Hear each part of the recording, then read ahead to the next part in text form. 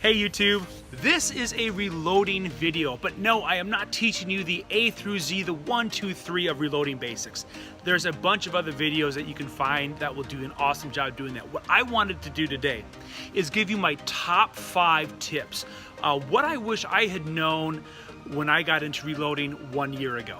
Tip number 1, the Wet Tumbler.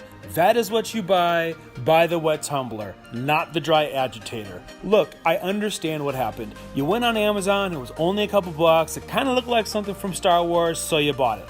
And what you didn't know was that it was dirty, it was dusty, let debris all up in the air, and the shells, while shinier, are still coated in a bit of dust that gets transferred onto your reloading die. Enter the Wet Tumbler. It's a tubular liquid-filled tidal wave of cleaning power. Shells go in filthy and shells come out shiny and clean. No debris flying up your nose. Dry them shells and you're good to go. I know guys, it's a couple more bucks, but buy once, cry once. Or else you'll end up with an unused dry agitator looking all sad at you. Tip number 2, don't bother sorting brass by the amount of times it's been shot. Here's the deal, almost all brass I have is range brass, and I don't know how many times it's been shot or reloaded to begin with.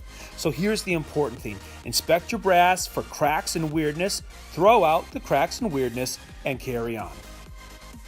Tip number 3, and this is actually just for you Hornady guys. The Hornady Sizer Deprimer only does half what it's supposed to. Does it resize? Yes, it does a very good job resizing, but does it deprime? The answer is no, not at all. Check this out. The depriming rod's actually getting pushed back out whilst the primer is staying put. And it's not just this one. All 3 of my Hornady die sets have the same problem. Now I still use the sizer part of the Hornady die, but I went ahead and bought a Lee deprimer that works like money in the bank every time punching those primers out. Yes, it does add another step for me, but that's just how I'm doing it. Tip number 4, visually inspect your powder level after the powder drop. So yes, after my powder drop, I always take those shells and I do a visual inspection. Just looking them over real quick to catch any inconsistencies, such as a double charge or that maybe nothing dropped in the shell. Weirdness here is not what you want, and it's just another layer of confidence for me that I've done my job before seating the bullet. I don't want to be the one on YouTube showing everyone how I had a squib. And last but not least, tip number 5, finish them off with a factory crimp.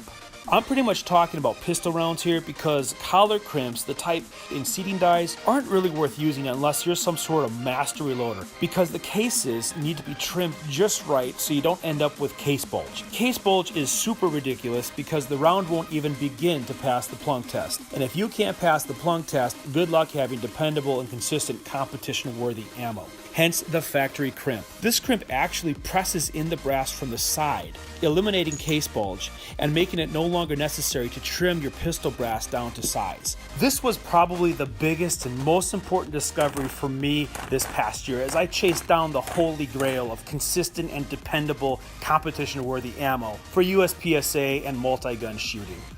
So there you go, there's my top 5 tips for reloading that I wish I would have known a year ago when I started.